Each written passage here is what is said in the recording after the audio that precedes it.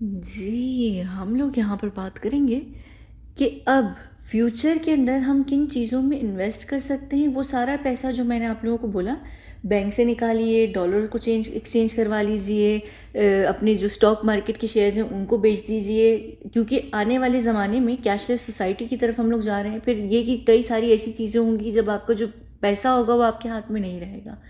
तो फ्यूचर में अगर आप सर्वाइव करना चाहते हैं, जो लगभग 25 के बाद से स्टार्ट हो जाएगा, लेकिन 30 के बाद से आपको चीज़ें दिखना शुरू होंगी उनकी ख़राब सूरत में। तो अब आपके हाथ में अगर कैशलेस सोसाइटी है और आपको टोकन्स मिल रहे हैं और आप उसको 5 से 10 माइल्स की ही रेडियस में यूज़ कर सकते हैं, तो वो टोकन्स को कर सकते हैं। लेकिन अगर आपके हाथ में एक ऐसी चीज़ है जिसके अंदर परचेजिंग पावर है, जो आपको चीज़ें खरीद के दे सकती है, वो इस वक्त इस समय पे कोई चीज़ ऐसी ज़रूर होनी चाहिए आप लोगों के हाथ में। पैसा तो गया, पैसा ख़त्म, ठीक है। अब आप किन चीज़ों में इन्वेस्ट कर सकते हैं वो मैं आपको यहाँ 2-4 वीडियोस में बताऊंगी, जिसमें से आज हम सबसे पहले यहाँ पर बात करेंगे सोना और चांदनी के ऊपर, ठीक है।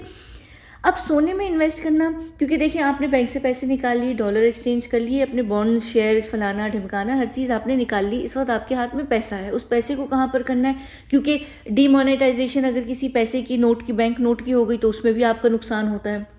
तो क्या चीज़ का भी नुकसान नहीं होने वाला है, वो सोना है। सोना, देखिए सोने की ना एक हिस्ट्री है, ये फिलहाल के लिए मैं आपको बता रही हूँ कि सोने की ना एक परचेजिंग पावर है दुनिया के अंदर। उसकी नज़रों में गोल्ड की अहमियत है। गोल्ड अभी भी वो पावर अपने अंदर रखता है। इवन अगर उस गोल्ड को ये लोग गिरा भी दें, दुनिया के लिए गोल्ड की एक कहते हैं ना, एक मार्केट बनी रहेगी। वो हमेशा जो है बुल में रहेगा, वो बेयर के अंदर जाएगा भी नहीं, इवन अगर वो बेयर एक्सपीरियंस भी कर रहा होगा। क्यों? क्योंकि लोगों को हमेशा ये लगता है कि गोल्ड जो है वो ऊपर जाएगा कभी ना कभी, अगर वो भी नीचे गिरा हुआ भी एकदम उसकी डिमांड चली जाएगी। अगर हम हिस्ट्री में भी जाएं तो पहले जो बड़ी बड़ी ट्रेड्स होती थी वो स्पाइसेस के साथ साथ जो मेन बड़ी चीज़ों के लिए होती थी वो गोल्ड के थ्रू होती थी। गोल्ड की अशरफियाँ होती थी, डलियाँ होती थी, डलियाँ यानी बार होती थी, अशरफियाँ यानी कॉइन्स होते थे या नगेट्स होते थे, फलाना ऐसी चीज़ें होती थी। तो गोल्ड की जो एक अहमियत रहेगी ना, वो उस ज़माने में भी, जब आप लोग एक पोस्ट कैशलेस सोसाइटी के अंदर होंगे, या आप एक ऐसे टाइम पर होंगे जहाँ पर आप लोगों के बैंक तबाह हो गए हैं, या आप एक सिचुएशन के अंदर हैं जहाँ पर जलजले, तूफान, क्लाइमेट चेंजेस, पेंडेमिक, ऐसी जगहें जहाँ पर आप कैश भी नहीं यूज़ कर रहे, आपके हाथ में कुछ नहीं, तो आपको गोल्ड, आपको वो इस वक्त एक परचेजिंग पावर देगा। अब आप गोल्ड को किस तरीके से परचेज करेंगे और किस सूरत में परचेज करेंगे? सबसे पहली तो बात ये कि आपको गोल्ड की वैल्यू पता होनी चाहिए। आपको ये पता होना चाहिए कि आप जो भी गोल्ड का एक्सचेंज कर रहे हैं, यानी आप जिस इंसान को गोल्ड की जो चीज़ दे रहे हैं वो किस ग्राम की है, कितने ग्राम की, उसकी वैल्यू क्या है।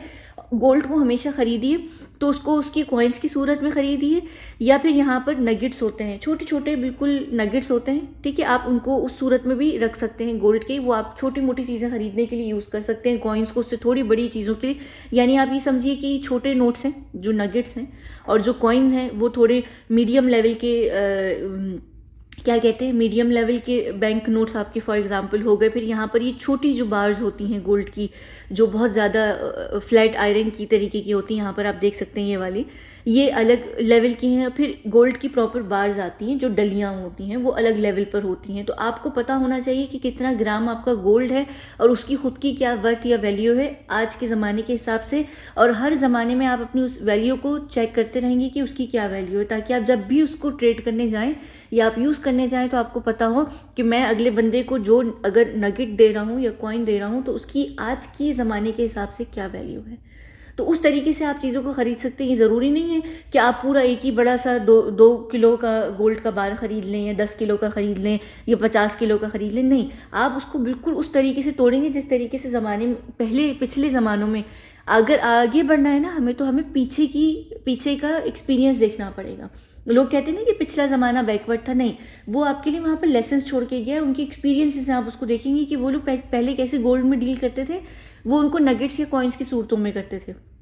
तो आप लोग नगेट्स और कॉइन्स रखेंगे ताकि कल को अगर कोई जलजला आ रहा है, तूफान आ रहा है, आपको देश छोड़ के भागना है और आपको किसी को पे करना है कि भाई हमें समंदर के थ्रू बाहर निकाल दो या जहाज़ के थ्रू निकाल दो, तो उस वक्त पैसे भी अगर वैल्यू में नहीं हुए और आपके पास टोकन्स भी नहीं है या कुछ भी नहीं है, तो आप उसको गोल्ड देंगे। गोल्ड की जो डिमांड या वैल्यू है वो बेशक अगर उसकी वैल्यू फ़िलहाल गिर भी जाती है आने वाले ज़माने में, लेकिन लोगों को ये ज़रूर रहेगा कि गोल्ड की एक वैल्यू है, क्योंकि उसको लेकर एक ग्रीड है पूरी दुनिया की। तो आप क्या करेंगे, गोल्ड में इन्वेस्ट करेंगे।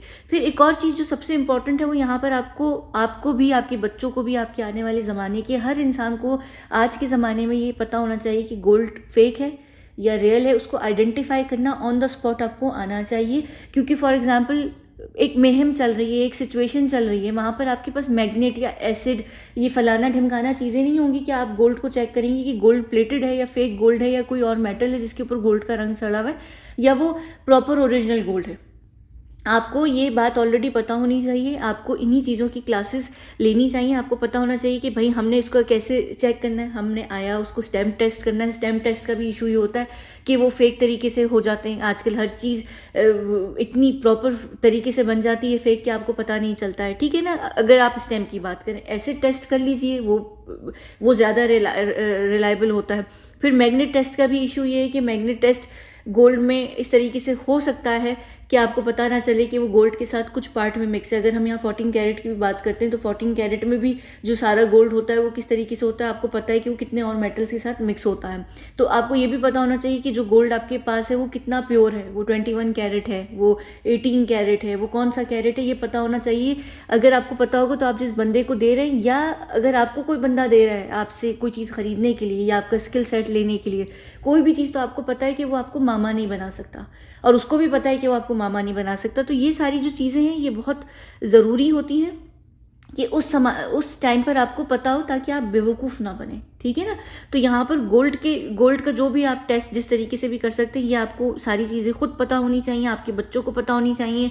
जिस वक्त भी कोई सिचुएशन होगी, कोई किसी को कुछ बेच रहा है, कर रहा है, आपको नहीं पता कि आप उस वक्त अपनी फैमिली परिवार के साथ वहाँ पर होंगे टेस्ट करने के लिए। हर एक बंदे को इंडिविजुअल तौर पर गोल्ड का टेस्ट करना आना चाहिए, ताकि जब भी आप कर रहे हैं या खुद किसी को बेच रहे हैं आपको पता हो कि आप क्या कर रहे हैं, ठीक है। एक और चीज़ यहाँ पर याद रखिए कि जो ज्वेलरी भी है आप लोगों के पास गोल्ड की, उसमें भी अगर आपके पास गोल्ड की इस टाइप की ज्वेलरीज हैं जिनमें अनकट डायमंड्स हैं या जेम स्टोन्स लगे हुए हैं या कोई भी और जड़ाव की कोई भी चीज़ लगी हुई है, उनकी कोई वैल्यू नहीं होती है। तो जब आप गोल्ड बेचने भी जाते हैं तो आपको गोल्ड की सिर्फ प्राइस मिलती है, आपको इन सारी जो मोती परोती फलाना चीज़ें सब चीज़ें लगी हुई होती हैं गोल्ड की, उसकी आपको वैल्यू नहीं मिलती। तो अगर आप यहाँ पर भी देखें, इसमें गोल्ड बहुत कम है, इसमें आपको जड़ाऊ चीज़ें दिख रही हैं, आपको जेम स्टोन्स दिख रहे हैं, मोती दिख रहे हैं, अनकट डायमंड्स दिख रहे हैं। और अनकट डायमंड्स की कोई वैल्यू नहीं होती है जब तक कि वो प्रॉपर एक प्रोसीजर से ना गुजरे। मैं डायमंड्स के ऊपर अलग से वीडियो करूँगी, मैं बताऊँगी कि आया डायमंड्स में इन्वेस्ट करना भी फ़ायदा है कि नहीं है फ्यूचर के लिए। तो गोल्ड की अगर आपके इस तरीके के सेट्स हैं, अब जैसे इस लड़की ने पहना हुआ है यहाँ पर, ये इसने प्योर गोल्ड पहना हुआ है, ये पूरा जो उसने नेकलेस पहना हुआ है ये इसमें कोई जड़ाव नहीं है, कोई रंग नहीं लगा हुआ, कोई जेम स्टोन्स नहीं है, कुछ भी नहीं है। तो ये प्योर चीज़ है, ये ऑलमोस्ट उसी चीज़ के इक्विवेलेंट है जो एक गोल्ड का कॉइन है या कोई गोल्ड का नगेट है। अब अगर आपके पास इस तरीके के हार वगैरह भी हैं, ज्वेलरी अगर है इतनी हैवी चीज़ों में, तो उनको भी आप छोटा करवा लीजिए, उनको तोड़वा लीजिए, उनको तोड़ कर रखिए, वो ज़्यादा फ़ायदा होगा। क्योंकि आपने उसको आगे जाकर ज्वेलरी में नहीं बनाना है कि आपके पास गोल्ड की बार हो। लोग कहते हैं ना टूटा हुआ सोना ज़्यादा इतना नहीं करता है, नहीं, सोना सोना ही होता है। वो आप लोगों जितना कभी भी अगर आपको कोई सेट बनवाना है तो आपने अगर 100 ग्राम को, सॉरी 100 ग्राम कह रही हूँ, या अच्छा चलें फॉर एग्जांपल यहाँ पर 100 ग्राम ले लीजिए, 100 ग्राम की कोई चीज़ है वो आपने तोड़ी हुई है छोटे छोटे ग्राम्स में, तो जब आप उस टूटे हुए नगेट्स को भी मिक्स करेंगे तो वो वापस उतना हो जाएगा। इशू कहाँ पर आता है, जब उनमें नगेट्स उनमें जड़ा हुआ होता है, चीज़ें लगी होती हैं, जेम स्टोन्स वगैरह होते हैं, तो इस वजह से वो मैटर नहीं करते हैं वो यहाँ पर। हाँ, ये चीज़ जो आप, अगर आपके पास ज्वेलरी है प्योर होनी चाहिए। फिर आप जैसे अब यहाँ पर अगर इसी के इस सेट को भी ले लें, आपके पास टाइम नहीं है, आगे के ज़माने में एकदम से कोई सिचुएशन आ जाती है, आप देख सकते हैं कि यहाँ पर अलग अलग छोटे छोटे पीसेस लगे हुए हैं। आपके पास एक कोई ना कोई ऐसा टूल होना चाहिए जिससे आप उस गोल्ड को उसी वक्त तोड़कर ट्रेड कर सकें। आप पूरा नेकलेस तो किसी को नहीं देंगे, कितने लाखों का होगा, करोड़ों का होगा, वो तो आप एक छोटी सी चीज़ के लिए लाखों करोड़ों नहीं दान सकते ना। तो आपके पास कोई ना कोई टूल भी ज़रूर साथ में होना चाहिए कि अगर आपने उसको चेन पहनी हुई है या आपने कोई कड़े पहने हुए, तो आप ये नहीं कि पूरा कड़ा उतार कर दे दें, आपको पता होना चाहिए कि क्या वैल्यू है। आप जिस बंदे से डील कर रहे हैं वो आपको पासपोर्ट या बाहर से निकलने का टिकट उस जगह से, या आपको कोई खाने पीने की चीज़ दे रहा है, वो किस वैल्यू के हिसाब से दे रहा है। तो जो आपकी गोल्ड की वैल्यू होगी आप उसके हिसाब से उसको देंगे। ये नहीं कि आप उसको पूरा उठाकर अपना कितने ग्राम का कोई क्या होती है चूड़ी दे दें या कोई नेकलेस दे दें या चेन वगैरह दे दें। ये आपको चीज़ें सिर्फ पता होनी चाहिए ताकि आप फजूल में भी ना लुटें आगे वाले ज़माने में। और नॉर्मली जब कैशलेस सोसाइटी होगी उसमें इतनी पागलों वाला टाइम तो होगा नहीं कि आप प्रॉपर हिसाब ना लगा सकें। वहाँ एक फिर भी आपके पास सिचुएशन होगी। इसी तरीके से ये देख लीजिए सारे जो सेट्स हैं गोल्ड के भी कहलाए ज़रूर गोल्ड के जाते हैं, लेकिन इन सब में बेकार सामान लगा हुआ है, तो ये ऐसी चीज़ों की वैल्यू नहीं होगी। अब हम आते हैं सिल्वर के ऊपर। सिल्वर में इन्वेस्ट करना बहुत बड़ी बेवकूफ़ी है। सिल्वर की वैल्यू ज़रूर होती है लेकिन वो प्रॉपर सिल्वर होना ज़रूरी है। सिल्वर की भी प्रॉपर कैरेट की तरह, जैसे गोल्ड का कैरेट होता है इसी तरह सिल्वर की भी नंबरिंग होती है। आपको नहीं पता कि वो स्टर्लिंग सिल्वर है, वो फाइन सिल्वर है, या वो कोई ऐसी बेकार कोई चीज़ है जिसमें कोई आपको अगला बंदा मामा बना रहा है। ठीक है, तो सिल्वर की पहचान होना भी बहुत मुश्किल होती है। हर किसी को पता भी नहीं चलता है कि वो प्योर चांदनी है, फलाना है, ढिमकाना है। हाँ, अगर आपके घर में कोई चांदनी की प्रॉपर सामान है तो आप उसको बेचकर ये कर सकते हैं कि जो ओरिजिनल इस तरीके की जो प्रॉपर जिनमें मार्का लगा होता है, यानी जिनमें हॉलमार्क होता है, प्रॉपर स्टैम्प होता है, ओरिजिनल चीज़ें होती हैं, वो उसका आप अगर चाहें तो इस तरीके से आप उसको जाकर ख़रीद लीजिए इस छोटी सी सूरत में कि वो कितने ग्राम का है क्या नहीं है। कोशिश ये कीजिए कि गोल्ड में करें, सिल्वर में ना करें। हाँ, घर के अंदर कोई सिल्वर है तो उसको आप फिर कर लीजिए, छोटा मोटा करके रख लीजिए। लेकिन सिल्वर उस ज़माने में भी आगे के टाइम में लोग प्रेफर नहीं करेंगे लेना, लोग लेंगे भी नहीं, तो वो आपको जो सिल्वर होगा उसकी कोई ख़ास वैल्यू नहीं रहेगी। अगर आप सिल्वर को कैश में कर लें और फिर उसी कैश से आप छोटा मोटा और कोई गोल्ड का सामान ले लें, या सिल्वर को ही उसी सिल्वर को बेचकर उसके बदले जितना भी आपको गोल्ड मिल सकता है उसी समय पे अपने ज्वेलर से आप वो ले लीजिए, वो ज़्यादा बेहतर है। सिल्वर को ना रखिए और सिल्वर में तो इन्वेस्ट ना ही कीजिए, उसका कोई भी वैल्यू नहीं है। और अगर आपके पास कुछ सिल्वर की चीज़ें भी हैं, ये भी है, वो इतना फ़ायदा नहीं, क्योंकि आगे आने वाले ज़माने में लोग सिल्वर को इतना कोई ख़ास वैल्यू नहीं देने वाले। सिल्वर ज़रूर इम्पॉर्टेंट ज़रूर है, लेकिन सिल्वर को लेकर ना इर्द गिर्द वो बहुत है, स्कैम बहुत है। तो गोल्ड का ये है, गोल्ड की जो लालच है वो रहेगी और वो 25 के बाद भी आप यूज़ कर सकेंगे, 30 के बाद भी वो यूज़ कर सकेंगे, वो एक अच्छे लंबे समय तक जाएगी। और जिस समय में गोल्ड की पूरी वैल्यू ख़त्म हो जाएगी और गोल्ड का कुछ नहीं बचेगा, वो ज़माना उसको शायद आप लोग नहीं देखेंगे। आप लोग तब तक ख़त्म हो चुके होंगे, आपके बच्चे और उनके बच्चे जो हैं वो देखेंगे जब गोल्ड की भी कोई वैल्यू नहीं रहेगी।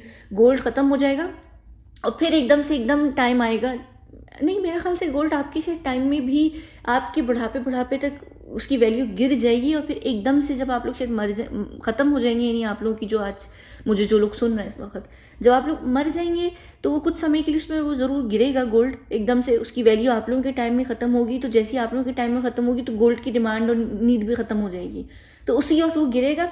फिर उसमें बाद में एकदम से बाद में स्पाइक आएगा, वो बहुत बात की बात है, वो एक फ्यूचर करेंसीज के अंदर उसको इंक्लूड कर दिया जाएगा। पर फिलहाल जो अभी गोल्ड होगा उसको उसकी लालच की वजह से, चाहे वो बेयर मार्केट में भी होगा, उसकी जो वैल्यू लोगों की नज़र में रहेगी वो बुल के हिसाब से रहेगी। तो इस वजह से गोल्ड में आप इन्वेस्ट कर लीजिए अभी, लेकिन फ़िलहाल के लिए। आगे आने वाले ज़माने में जो फ्यूचर करेंसीज निकल कर आएंगी मैं बताऊंगी वो क्या होंगी, उनको खैर आप ओन नहीं कर सकते, लेकिन हाँ गोल्ड की वैल्यू ज़रूर रहेगी। ठीक है, अब हम यहाँ बंद करते हैं इस वीडियो को और हम मिलते हैं अगली वीडियो में, जहाँ पर हम बात करेंगे, किसके ऊपर हम बात करेंगे। मेरे ख्याल से मैं रियल एस्टेट और प्रॉपर्टी के ऊपर बात करूँगी, मैं फिर डायमंड्स वगैरह के ऊपर भी बात करूँगी, एंटीक्स के ऊपर भी बात करूँगी, और भी चीज़ों पर मैं बात करूँगी कि असल में किस चीज़ पे इन्वेस्ट करना इस वक्त सबसे ज़्यादा बेहतर होगा आप लोगों के लिए। ठीक है ना, चलें मिलते हैं हम अगली वीडियो में। बहुत बहुत शुक्रिया।